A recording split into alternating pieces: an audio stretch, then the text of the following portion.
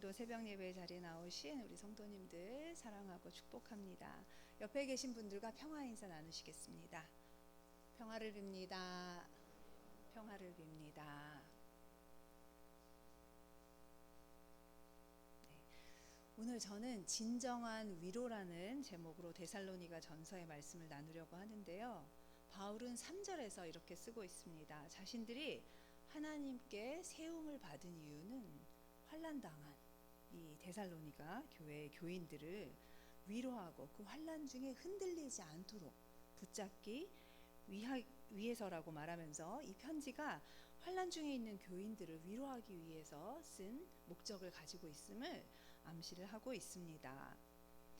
이방인들이 대부분이었던 이 데살로니가 교회의 교인들은 어떤 이유로 환난을 지금 받고 있는 것일까요?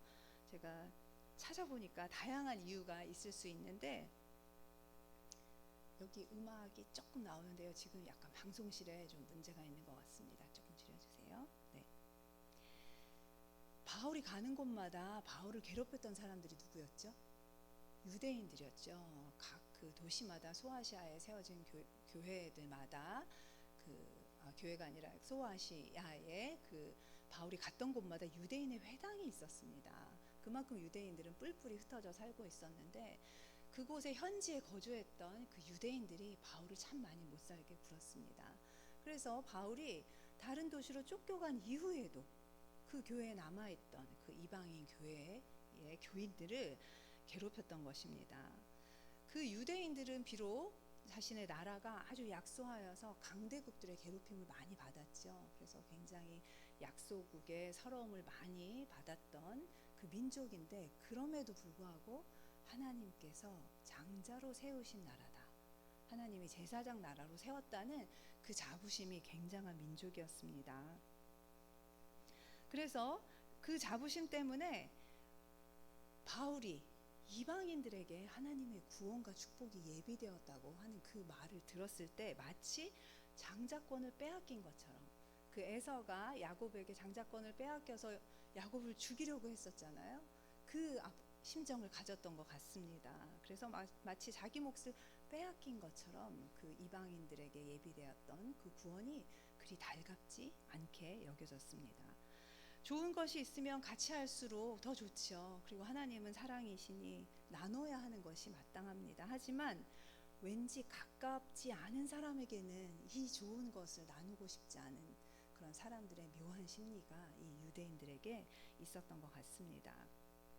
유대인들은 역사적으로 많은 아픔을 겪은 나라이니까 동족애가 남달랐던 것 같습니다.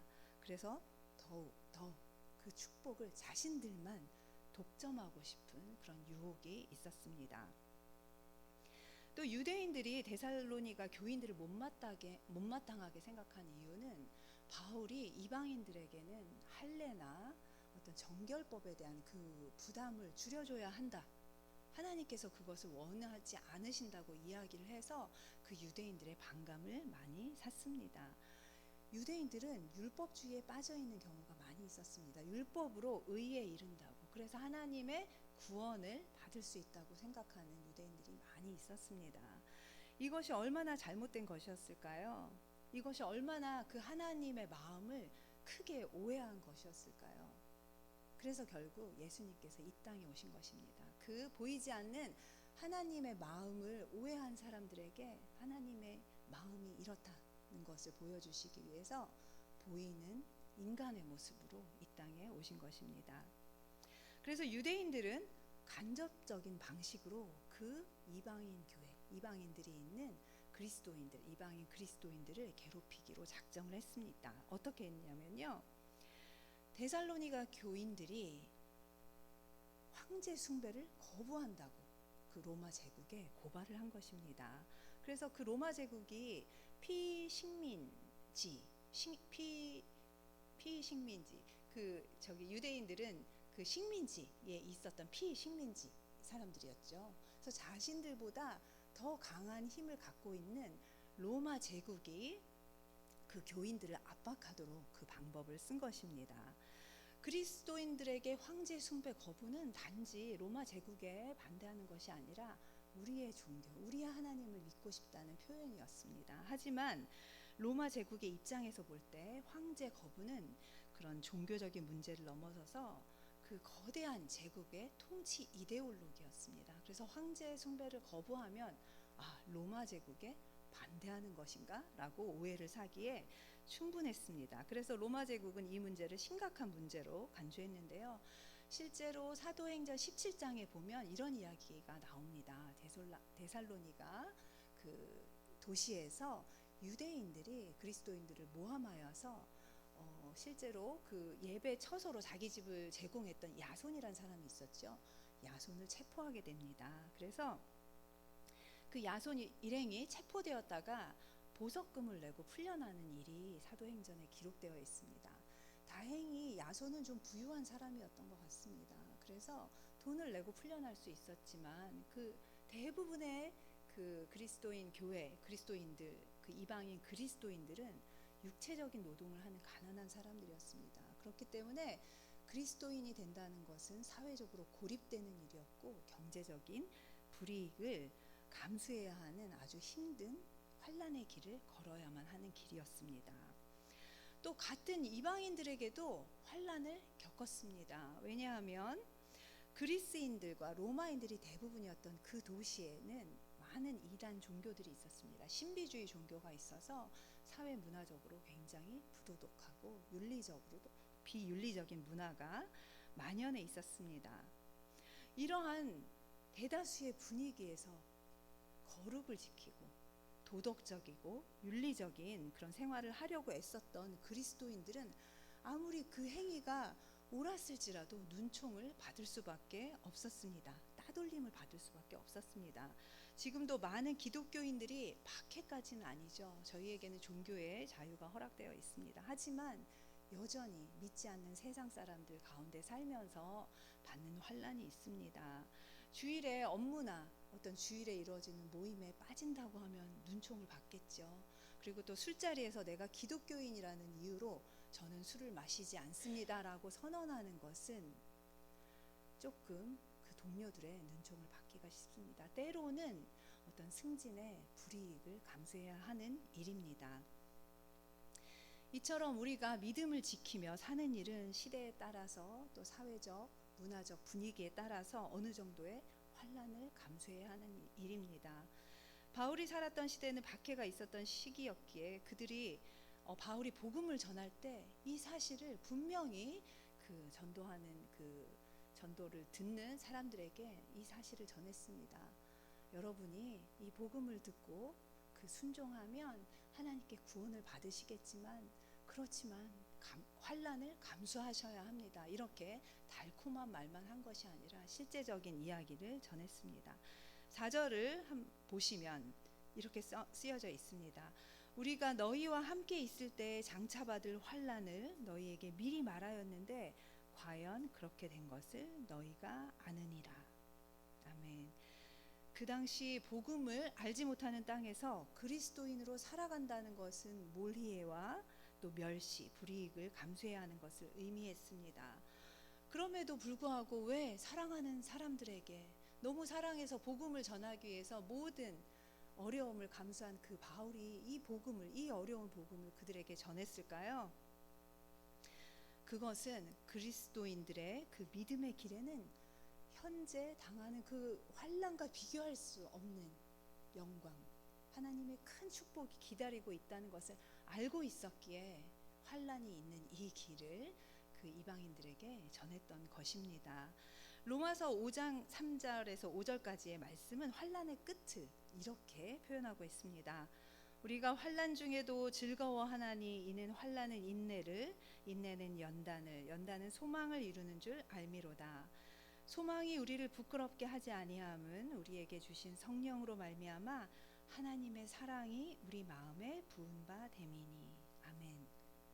환난이 지금은 데살로니가 교인들을 어렵게 만들고 있습니다. 가난하고 궁핍하게 만들고 있습니다. 하지만 이 환난이 그 교인들을 불행하게 만드는 것이 아니라 그들을 정금같이 연단하여서 하나님의 사랑과 은혜가 그들의 삶 가운데 폭포수같이 부어질 것을 알고 있기에 이렇게 복음을 전한 것입니다. 그래서 바울은 지금 이 어려운 시기에 그들이 믿음을 중간에 포기하지 않기를 바라는 간절한 마음에서 디모데를 그곳에 파송했습니다. 디모데는 데살로니가 교회에서 무엇을 했을까요? 성도들을 위로하였습니다. 그들이 끝까지 이 환난의 길 끝에는 정말 소망이 있고 하나님께서 부어주신 큰 은혜가 있을 거라고, 영광이 있을 거라고 그들을 다독였고요. 그들이 이 환난에 흔들리지 않도록 열심히 위로하였습니다. 그런데 사실 데살로니가 교인들만 환난을 받았을까요? 아니요. 바울은 더 큰 환난을 받았습니다. 복음을 전하는 목회적 리더십들은 더 큰 환난을 받고 있었습니다. 그리고 데살로니가 성도들만 위로를 받아야 했을까요? 아니요. 저는 목회 리더십들에게도 큰 위로가 필요했을 거라고 생각이 됩니다. 7절과 8절을 보시면 이렇게 나와 있습니다. 이러므로 형제들아, 우리가 모든 궁핍과 환난 가운데서 너희 믿음으로 말미암아 너희에게 위로를 받았노라. 그러므로 너희가 주 안에 굳게 선즉 우리가 이제는 살리라. 아멘. 사도 바울 일행 역시 복음을 전하고 그리스도인으로 사는 대가로 큰 환난을 겪었고, 데살로니가 교회의 교인들을 위로해 주면서 동시에 자신들이 큰 위로를 받았다고 지금 고백을 하고 있습니다. 바울은 어떤 모습에 위로를 받았을까요? 데살로니가 교인들이 그 어려운 일을 당하면서도 그 믿음의 길을 놓지 않고 살아가는 것을 보고 마음에 큰 위로를 받았습니다. 그들의 말로 위로를 받은 것이 아니라 그들의 삶의 위로를 받았던 것입니다. 이러한 박해의 시기에 믿음의 길을 가기 위해서 받는 고난의 무게는 성도에게도 있고 목회적 리더십에게도 있는 것입니다. 어쩌면 목회적 리더십에게 더 큰 그 고난의 무게가 있을 것이었습니다. 그래서 이들이 믿음의 길을 끝까지 가기 위해서는 무엇이 필요할까요? 위로가 필요한데요. 이런 때의 진정한 위로는 서로 묵묵히 그 길을 걸어가는 모습을 서로에게 보여주는 것입니다.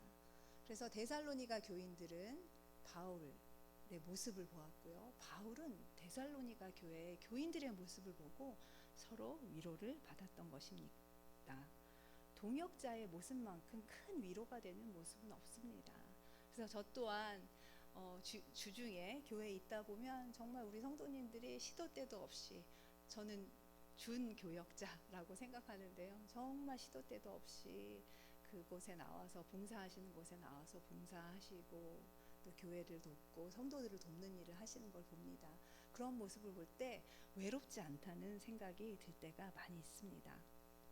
그래서 똑같은 목표를 향해서 하나님의 나라를 이루는 그 일을 향해서 우리가 다 함께 걸어가고 있는 모습을 서로에게 보여주는 것, 이것보다 더 큰 위로와 격려는 없을 것입니다.